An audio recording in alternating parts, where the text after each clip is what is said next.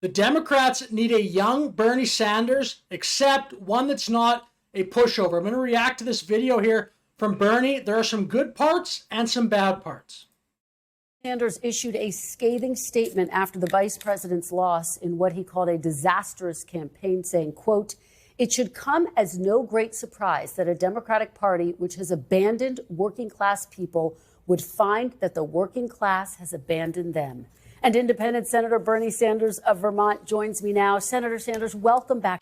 Which I agree with that. It's just the issue is Bernie Sanders has rolled over. He talks a big game. He still probably, you could argue, has had a successful career because he's brought light to a lot of issues, but he always rolls over. Maybe not always, but often. Back to meet the press.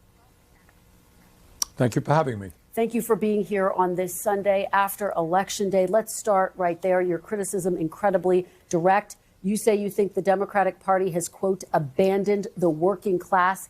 How exactly do you think Democrats have abandoned the working class, Senator?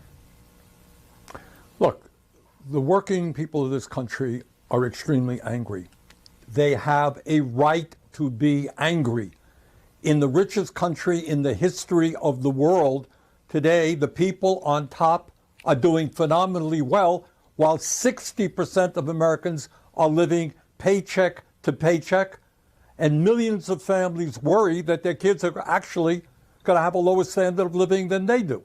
You got the top 1% owning more wealth than the bottom 90%. We're the only major country on earth not to guarantee health care to all of our people. 25% of our seniors are trying to live on $15,000 a year or less. We have the highest rate of childhood poverty of almost any major country on earth. And the gap between the people on top and everybody else is getting wider and wider. And then, Kristen, on top of all of that, we got a corrupt campaign finance system which allows billionaires to buy elections. So if you're an average worker out there, you're saying, hey, I'm working longer and longer hours, going nowhere in a hurry, worried about my kids, and yet the people on top have never had it so good. Where is the Democratic Party? Are they prepared to stand up to these powerful corporate interests, raise the minimum wage, fight for health care for all people, make sure that all of our kids get the quality education that they need, expand Social Security? Are they prepared to do those things? That's the issue that we have to address. Well, so that actually is a great, that essentially the last maybe 90 seconds, that's probably Bernie's like major contribution to politics, just raising awareness for that. You could probably argue that he's been in the Senate for a long time and he can't really point to that many wins that would be in support of that, but that is incredibly true. America is still the economic superpower of the world by a decent margin still. The economy keeps growing, the stock market keeps doing very well, and the average American, for the most part, has not taken part of that. Like, it's not like the tide has not necessarily risen for everybody in America in a very unfair way. 1980, top 1% of Americans had 20% of the wealth. Now it's around 35. CEO pay keeps going up. Real wages in America have hardly budged. Actually, under Trump, they started to come up a little bit, which is kind of interesting. But that's what the next sort of like at least Bernie Sanders talks about policies. At least he lays it out there. And then you can argue that, okay, maybe raising minimum wage is going to put too much strain on business owners or whatever. You can have an argument. At least he comes to the table with policies. The rest of the Democratic Party, AOC, is just hysterical. She just calls things fascist and crazy and out of line and racist and et cetera, et cetera. So many people in the Democratic Party, leaders, it was almost popular for 7 to 10 years to just be an hysterical mess, and then you'd rise up in the Democratic Party. At least Bernie comes with a point of view. I think the next person that's going to rise in the Democratic Party is going to have Bernie's point of view on wealth inequality, and I actually fully agree with the statement that wealth inequality has gotten out of control. You can't just grow the absolute number in a country. Eventually, you're going to destroy the fabric of your country, the economic ladder. It can't, like, you still need the absolute number to go up for just national security, like even just have like a healthy venture capital market and innovation, etc. But you need your middle class to come with it. Now, the part where Bernie, I think, struggles is, like I said, he 2016 and 2020, he basically just rolled over, went back to the program. Like, he's not as much of a true believer, I don't think, as, for example, Donald Trump. Donald Trump did not stop at all. He kept going. The part where Bernie stinks is he gives too much ground to the virtue signalers. He's not tough enough. He's not like the next. I'll let him play and I'll make my next point. Well, as you know, your statement was met with some sharp reaction as well. This is what Speaker Emerita Nancy Pelosi had to say. Take a look. I'll get your reaction on the other side. Bernie Sanders has not won. Let me, with all due respect, and I have a great deal of respect for him, for what he stands for, but I don't respect him saying that the Democratic Party has abandoned the working class families. Senator, how do you respond to Nancy Pelosi? Well, Nancy's a friend of mine, and we've worked together on many issues. But here is the reality. I have to say to Nancy, in the Senate in the last 2 years, we have not even brought forth legislation to raise the minimum wage to a living wage, despite the fact that some 20 million people in this country are working for less than $15 an hour. In America today, we have not brought, in the Senate, we have not brought to the floor the PRO Act to make it easier for workers to join unions.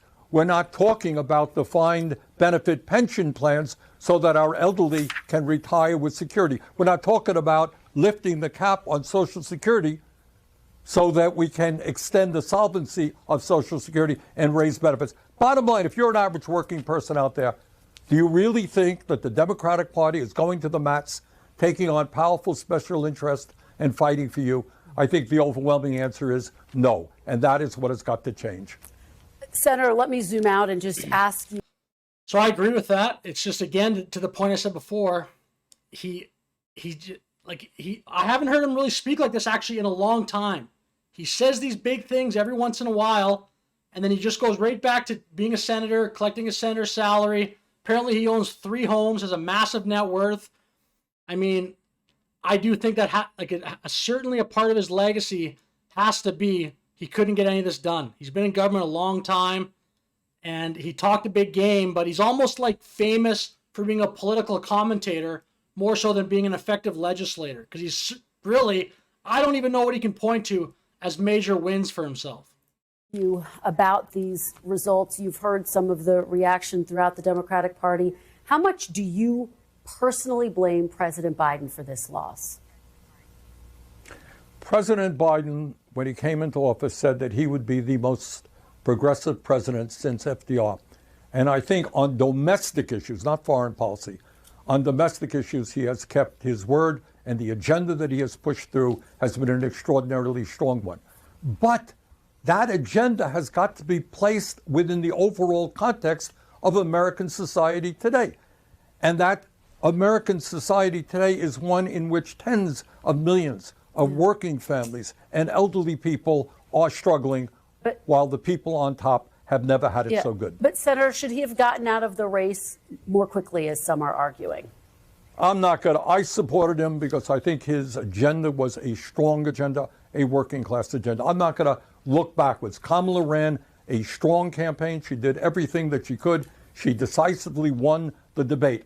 So to me, it's not just about the campaign. It's about what does the Democratic Party stand for? Do ordinary people say, yeah, that is a party that is fighting for my interest and prepared to take on the big money interest who control the economic and political life of the country? That's to me what the issue is. Yeah, we're talking a lot about the economics. You've talked about how the Democratic Party is out of touch when it comes to economic issues. Some Democrats are saying it's not just economic issues, it's cultural issues as well. Here's what Democratic... So this is where the next Bernie Sanders, in my opinion, has to be willing to offend. They're basically, everything they're going to talk to now is stuff that the next Bernie Sanders, in my head or my model, has to be willing to tell people, whatever, you can think that if you want, we're talking about politics right now. The Democratic Party cannot be a therapy session for people to come in there and just air their grievances about things in the world. You have to talk about policy. It cannot be this group here, this group here. It has to be policy, national security, immigration. real issues, and Bernie is way too much of a pushover in this regard. So he's a pushover on the fact that he just kind of bows back to the corporate Democrats, and he's a pushover on the woke stuff. It just, he just is. Strategist James Carville had to say. Take a look. What killed the Democrats and what killed Biden was a sense of disorder. And part of the sense of disorder was the unfortunate events of what I would refer to as the woke era. Has the Democratic Party's focus on identity politics gone too far, Senator? Let me answer it this way. I think you. So it's already a terrible answer. You can't do this. You're never going to win elections. Just, you have to like aggressively combat that. Like the American public, even the world in general, I don't think the woke stuff is going to work for another 50, 75 years. At least like in all of our lifetimes, nobody wants to keep walking around on eggshells. Even the people who are woke intermingle and start to like attack each other's point of views. We can't do this anymore. Bernie's just nice guy routine. The next version of Bernie Sanders has to be willing to offend, or it's just not effective. Bernie, in a lot of ways, ends up looking like a guy that just wants to keep his job. He doesn't want to ruffle any feathers. He's not nearly bold enough. If the Democratic Party must continue to stand up against all forms of bigotry, and Democrats should hold their head high in saying, we led the fight for women's rights and to protect the woman's constitutional right for abortion. We led the fight for civil rights, for gay rights. That is something we should be proud of. But it's not either or, Chris, and this is the problem. You can do both. You could say... See, this is where Bernie, to be totally frank, is just is like a joke, just for lack of a better word. Politically, this is a terrible answer. It's way too wishy-washy. It's way too much of a fence sitter. We can do both. You have to be willing to call out the crazies on your party. The right wing gets grilled on their crazies all the time. Donald Trump has answered that question about disavowing white supremacists and like the kooks in the party. Like, for example, I don't think he's really associated with the party anymore, or he never was, but like a guy like Nick Fuentes, the right wing should just completely disavow him constantly. The left wing just doesn't say anything seriously about the people that come into their party and have these ridiculous agendas. They only disavow or whatever when it's way too late. That I'm for raising the minimum wage to a living wage, guarantee health care for all people, expanding Social Security. And by the way, I also support a woman's right to control her own body, etc. It's not either or, it's going forward in both directions. You know, it's deflecting. Like, Democrats can obviously run on being the pro-choice party. That's like a relatively popular, it is just a popular position in America. But that wasn't the question. It's the woke stuff. And this is what Bernie, like, it's very disappointing, I think, if you're a fan of Bernie, that he's not willing to offend people. You got to stand up for what's right. You're never going to be this people-pleasing type of person. And Bernie is just, in my opinion, not willing to actually stand up for what he believes in on a consistent basis. It's only once in a while, once every 4 years. It's kind of sad. I've been speaking to some Democrats who are concerned because now President-elect Trump has beaten 2 women candidates, and their concern is that it will make it more difficult to nominate a woman candidate in the future. Do you share that concern, Senator? No, I don't. I think it's not a question. Look, I'm not going to deny that there is sexism in this country, that there's racism, there's homophobia. It's there. But on the other hand, I think what the American people want to support, whether it's a woman. See, again, he's so programmed by this stuff. He has to bring it up. Can't answer the question. Oh, there's sexism, there's racism, there's homophobia. He's not the guy. You need someone to come in there and be way more direct, way more honest, and just from a left-wing point of view. A lot of that left-wing point of view on economics, I would actually agree with. There's way too much wealth inequality, and some of these trade deals don't help average Americans. You can't just run a country on just strictly innovation, strictly on Wall Street's returns and the venture capitalist ability to continue to get like 100x returns on stuff. I think that's all very important, but you got to bring your middle class along for the ride.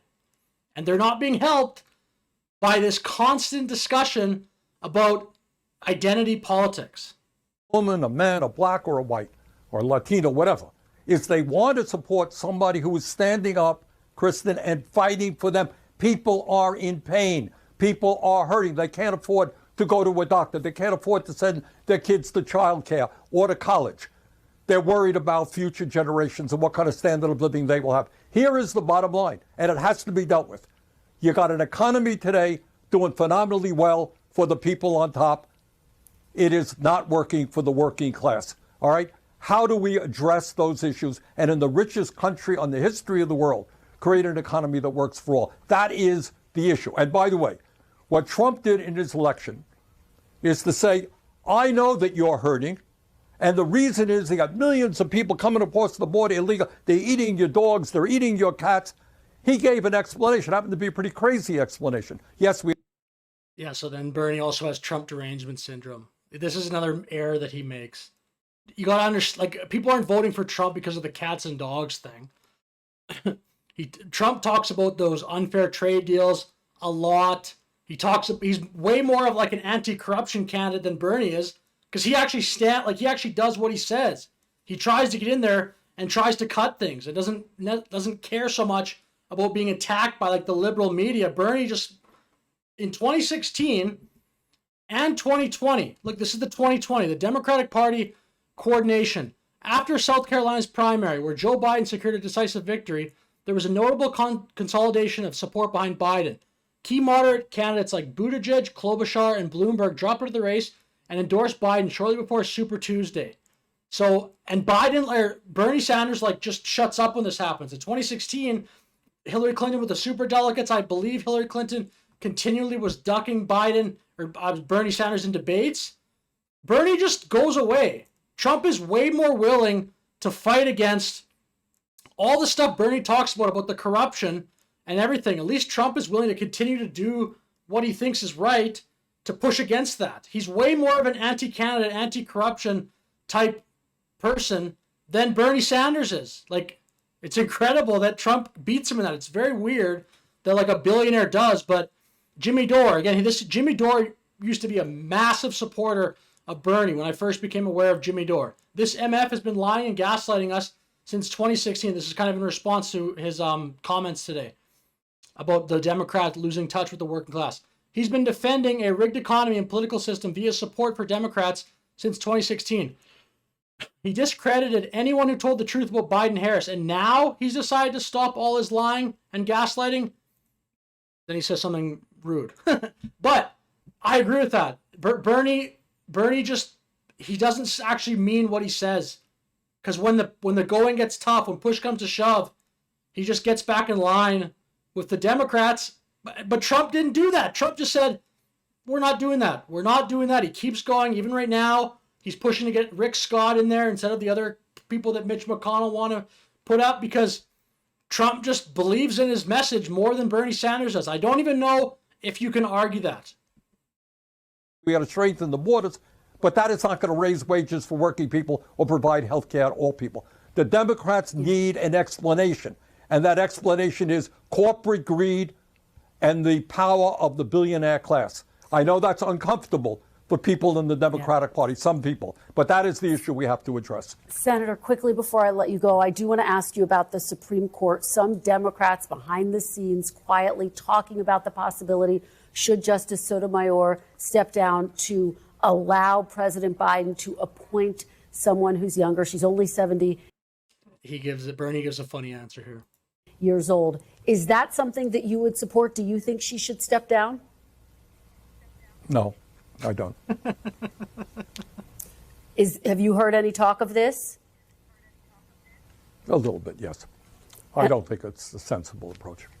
And you don't think it's a sensible approach? Correct. All right. Senator Bernie Sanders, thank you very much for your time. So Bernie ends off with a W at the end. Just, nope, not sensible. And again, that's a good example of him standing up to his party. I wish he did it more. But again, he'll end the video there with a W. But I think the next Bernie Sanders, to be clear, just to summarize very quickly, comes in with a similar economic message to Bernie. Maybe it's not exactly maybe the like the wealth inequality of Bernie's This face. morning in your perspective. Maybe the wealth inequality, maybe the solution is universal basic income. I don't know. Andrew Yang's been pitching that. I'm kind of soured on that idea a little bit, but maybe it's like a negative income tax. Maybe it's a expansion of the earned income tax credit. Something I think could be appropriate to have some sort of way to boost the average worker. If you're working for 40 hours in a civilized, developed country, you should be able to enjoy life. It's ridiculous how out of reach that's gotten for so many people. It's also ridiculous. Bernie doesn't bring this up that much. RFK does, how the quantitative easing and the money printing machine just went in such a massive way to benefiting rich people. That is fundamentally so unfair, in my opinion. Some of that government basically intervention should go to helping the average person. So maybe the next kind of Bernie Sanders comes in with an idea like that. I don't know. But they also, I believe, have to come in there and say, we're not doing the identity politics anymore. We're not going to put up with it. We're not going to, there's so many clips lately of people at CNN panels and what have you, cutting people off because they used the wrong phrase. The one clip of the person saying, maybe people voted for Trump because prices are too high. Then people just attack them. No, it's because he's a felon. People are crazy for voting for him. That type of stuff, the Democratic Party has to get out of there. You can still say that stuff, but not in a serious political discussion. The Democratic Party is like Looney Tunes right now with the identity politics stuff. So that's what I think the next kind of version of Bernie could be. It'd be an awesome policy debate. Then the Trumpism, the MAGA can kind of go against more of the Bernie Sanders model of economics. I think it'll be a fascinating discussion. But anyway, with that said, I'll finish the video here. Thank you very much for watching. Have a great day.